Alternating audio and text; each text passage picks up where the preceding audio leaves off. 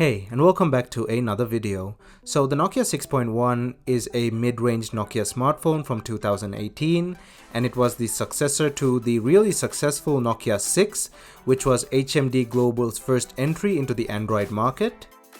And a month ago, I did a poll on YouTube on which phone I should do a review on next, and the winner turned out to be the Nokia 6.1. So how does a 3-year-old phone like the 6.1 hold up in 2021? And is it still worth your money? Let's answer those questions here in this video. But before jumping right in, I'd like to announce that I'm now uploading videos to BitChute as well, and the link to my BitChute profile is down in the description below. Also, don't forget to hit that like button and check out my channel, and if you like what you see, please consider hitting that subscribe button as it helps me out a lot. Also hit that bell notification button to get notified whenever I upload a new video. I'm on Instagram, Discord and Twitter as well, and you can follow me on those using the links down in the description below. So for those who don't know, I've already done a couple of repair videos on this particular 6.1, and if you're interested in that kind of thing, and if you're interested in like repair videos and stuff, you can find those two videos up in the card above and down in the description below as well. So the Nokia 6.1 once retailed for $269 for the base 32 gig version, but now can be had for around $60 to $100 on eBay depending on its condition. It was also available in 3 accented color combinations. The first one was black with copper accents like this one. The second was white with iron accents, and the third was a blue model with gold accents. Now moving on to build and build quality, the Nokia 6.1 is fully constructed of a 6000 series aluminum with a glass front and has no plastic parts in it at all. This makes the phone feel really sturdy in the hand, and its flat edges make it easy to hold as well. Its build quality and design were praised by sites like TechRadar when it was released back in 2018. An overall premium built phone. The display on the Nokia 6.1 is a 5.5-inch full 1080p IPS LCD display with a resolution of 1080 by 1920 pixels. It has a pixel density of around 403 pixels per inch and is shielded by Gorilla Glass 3. My phone's display has been replaced with a third-party replacement, so it's not ideal for this test, but I have used one with the original display before. And I can say with certainty that it's a really solid LCD panel with good color accuracy and decent viewing angles. It's also quite bright and performs well in the sunlight. The third-party display on my phone doesn't perform as well in the sunlight as seen here, but the original did perform well, so don't mind what you see here. The 16:9 aspect ratio is great for watching videos in landscape mode, and the phone can be held with 2 hands as it has a forehead and a chin. Overall, a very solid display.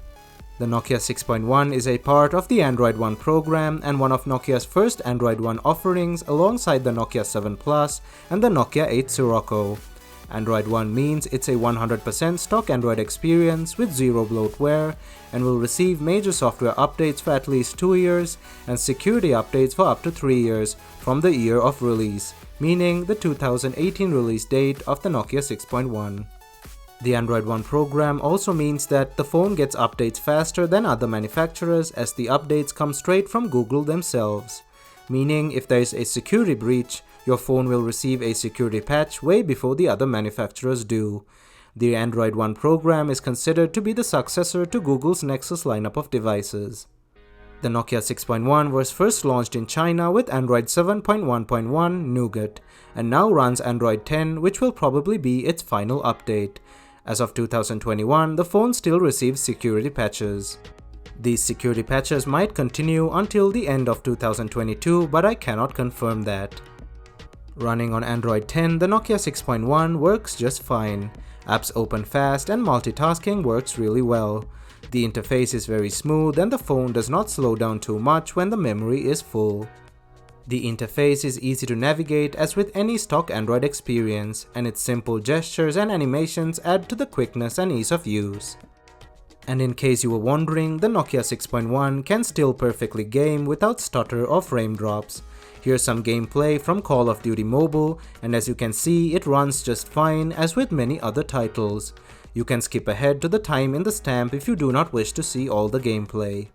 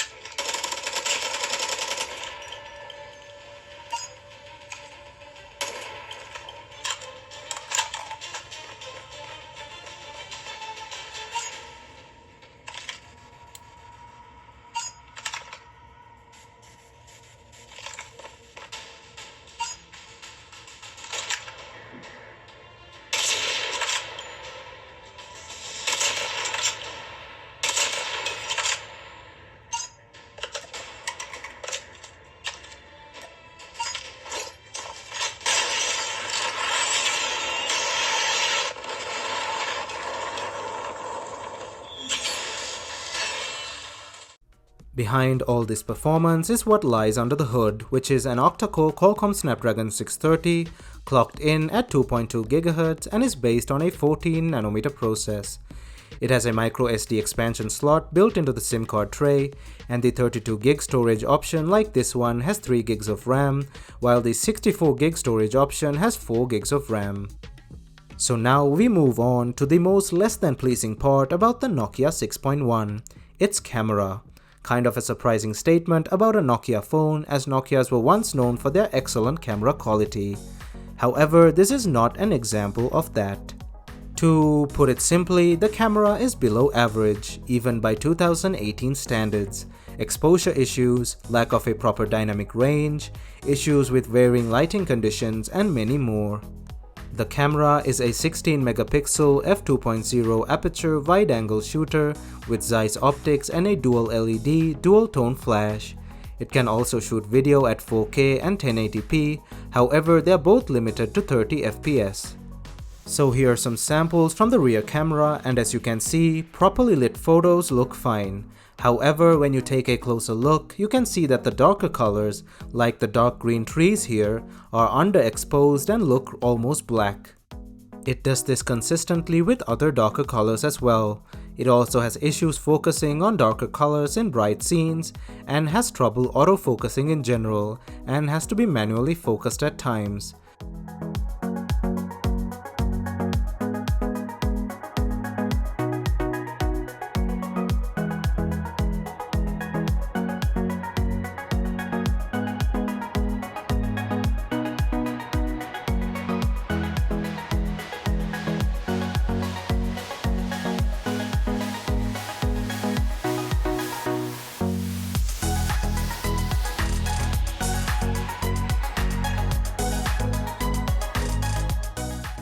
However, it does take decently good macro close-ups.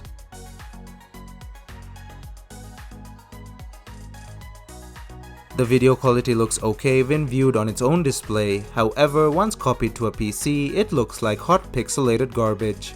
Here's a sample shot at 1080p at 30 FPS.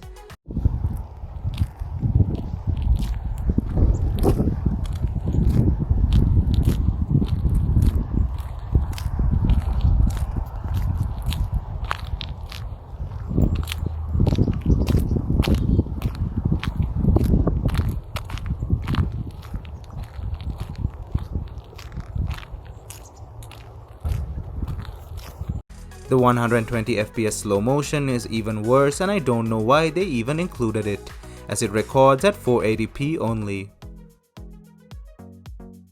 Nighttime performance is also heavily dependent on lighting conditions, as this phone does not have a long exposure mode.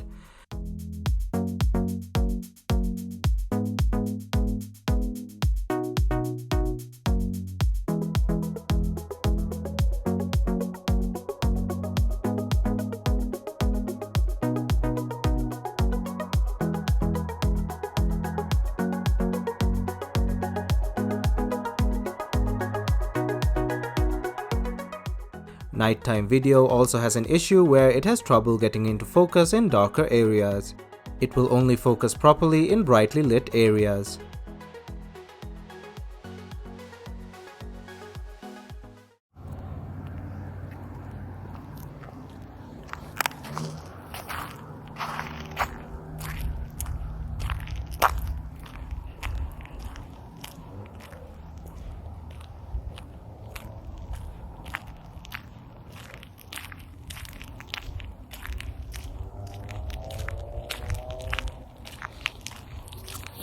The 6.1 does have a pro mode as well, with a few tweaks that may help with exposure and stuff, but in terms of day-to-day point and shoot, it's still below average. In certain conditions, the Nokia N8 from 2010 actually takes better photos than this phone.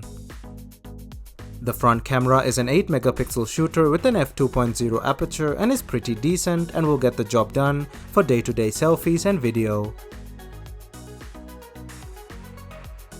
However, the portrait mode looks slightly artificial and nighttime selfies are almost unusable even in overhead lighting.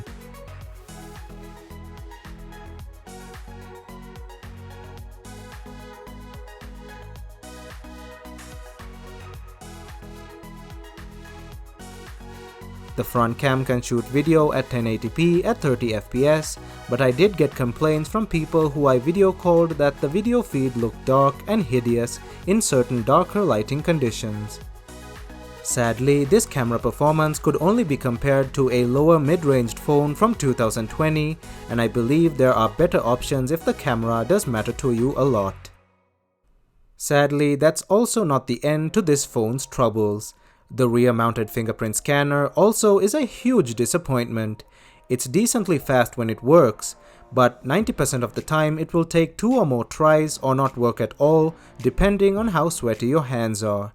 Even a slight bit of dirt on the sensor will not register the fingerprint, and the phone will ask you to use your pattern or pin, which can be really annoying. I tried redoing the fingerprint setup multiple times to no avail, as the sensor would still not work consistently, and I found myself using the pattern unlock more. I would compare it to a swipe-style fingerprint sensor like the one on the Motorola Atrix from 2011. The bottom-firing speakers are loud, however they sound above average and are considered a downgrade from its predecessor, the Nokia 6. Here is a sample using one of my videos.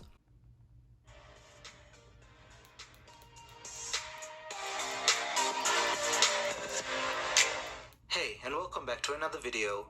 It's been a little over a year since the iPhone 11 was released back in 2019, and as Apple still sells this phone on their website for a base price of $599, I was wondering, should anyone consider purchasing the iPhone 11? It also has a USB-C port and a 3.5mm headphone jack. The Nokia 6.1 has a 3000 mAh battery with fast charging at 18 watts, which is advertised as being able to reach 50% capacity in 30 minutes. The battery life on this phone is also another disappointment. It's not awful, but it's not too great either. It will barely last a day on medium to heavy use, and long photography and gaming sessions will cause the battery to drop fast. My phone's battery is still in good health despite its age, and this review reflects on what websites like TechRadar said based on brand new devices. If you choose to purchase a used device, this may vary depending on the condition of that specific device's battery. So finally, I'd like to conclude with saying that the Nokia 6.1 is a decent enough phone for 2021, provided you can get it for cheap. Its stock Android experience is amazing and packs a lot of performance. It's built like a tank and feels very premium. However, its below average camera performance, mediocre fingerprint scanner, and below average battery life hold it down from being better than it could. So that's it for this video, and I thank you for watching, and I hope this helped you with your purchasing decision. Also, don't forget to hit that like button and check out my channel, and if you like what you see, please consider hitting that subscribe button as it helps me out a lot. Thumbs up, and I'll see you guys in my next video.